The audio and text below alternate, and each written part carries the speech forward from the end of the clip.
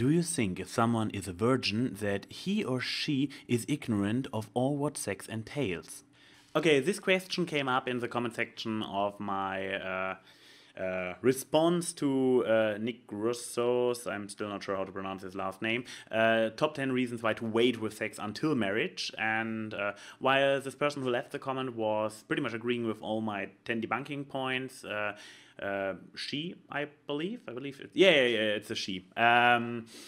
She asked me like, well, I am still a virgin, so what do you think? Does this make me an ignorant? Does me wanting to wait until marriage by default makes me ignorant to the good thing sex has to offer, and what do I think of it? My top 10 list, or my debunking of his top 10 list, was focused on debunking him and or giving a counter argument to all his points he made, which as a nature of the thing made me only talk about this one perspective, because my perspective I presented in this video was about showing why his perspective was flawed, and his perspective was that it is an absolute that you must wait until marriage. And all the reasons he brought were shit, but this kind of didn't give me any space to give a more rounded and more general opinion. So this is kind of answering the question, kind of a follow-up, kind of making a more rounded, more complete image of what I actually think about virginity and everything. Because as I always say and preach and whatnot, don't think in black and white. There's always, there's usually an infinitive number of in-betweens, and it's the same here. You are not, just because I say all his reasons to wait are bullshit, doesn't mean that waiting in general is bad. But what pisses me off about him was that he made it as general rules, and he told people that they have to do it, and all the rules he brought up as general applicable rules, that's pretty much what he implies, like, oh, you have to do it because otherwise. No, if you for yourself as an individual makes a decision that you are not ready, that you want to wait until certain circumstances help you, if you found a certain argument why you as a person, I mean, nobody knows you as well as you do. That's the point. You cannot have generally applicable rules and force them on everybody, like people like Nick do or want to do.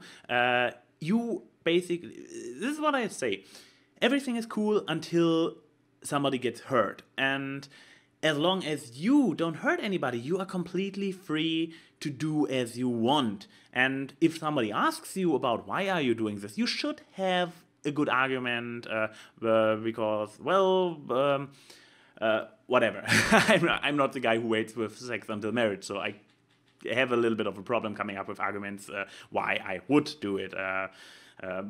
Maybe bad experience, wanting to have it in the really safe environment, having needing this kind of previous commitment to actually get there. And the point is, when you find a partner who ticks the same way, this is perfect for you.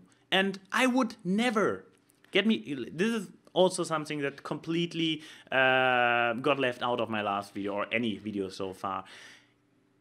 I am not against anybody being a virgin, staying a virgin, or to see from the other point, you don't have to lose your virginity to prove anything to anybody. Oh, no. All I'm saying is sex is a great thing, it is fun, but also it is not as great as Hollywood makes it out to be, like, oh, it's so, and the angels sing, and you are just, This is also bullshit. Sex is a fun thing. But only if you do it with somebody. First of all, I wanted to make a video about this, a separate video, but yeah, I guess I talk about it right now. I had 2 or 3 one-night stands in my life, and the thing is, they are hollow. First of all, they are not as fun because you need to find a rhythm with a partner. You need to get in sync. You need to get to know each other so that at some point just a very small movement tells your partner what you want, where you should shift, and what you're planning, and so you don't need to break stuff off and be like, "Oh, what's going on? Do you have it?" No, you need to be really familiar with each other to be able to expand what you can do with each other. And a one-night stand simply doesn't offer this. You met this person maybe for the first time ever. If you're lucky, you maybe met her at a club and you danced a little bit before, so you already find a certain level of rhythm with each other. But it still ends like you have to stick to complete basics, because if you try anything more exotic, more extravagant, more creative, it might happen that your partner, because you don't know each other on a personal level, doesn't understand what you want, and then there is this awkward moment, like you look at each other and like, oh, what's going on? And this kind of awkwardness kills the mood. Believe me, I have been there.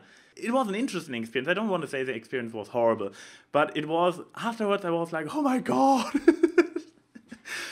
So yeah, you are pretty much limited to very basic things. You have to take things very slowly and carefully and cannot go anywhere interesting in a one-night stand. At least usually. I mean, if you have actually an entire night, you can use this night to go more around and get stuff and get to know each other a bit better.